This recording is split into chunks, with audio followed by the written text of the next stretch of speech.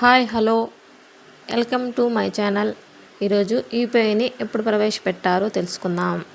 అలాగే ఉద్దేశం ఏంటి, అభివృద్ధి చేసినది తెలుసుకుందాం. యూపీఐని 2016 ఏప్రిల్ 11న ప్రవేశపెట్టింది ఇండియా. ఉద్దేశము నగదు రైతులను ప్రోత్సహించడం కోసము.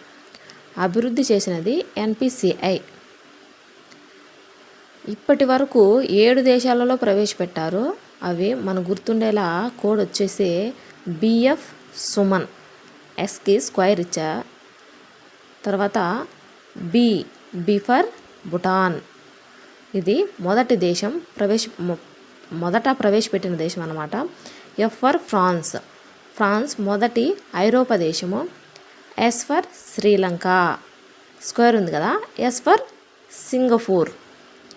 తర్వాత యు ఉంది కదా, యుఏఈ. తర్వాత ఎంఏ మారీస్, ఇది మొదటి ఆఫ్రికా దేశము అన్నమాట. N for Nepal. నచ్చితే లైక్ చేయండి, షేర్ చేయండి, సబ్స్క్రైబ్ చేసుకోండి.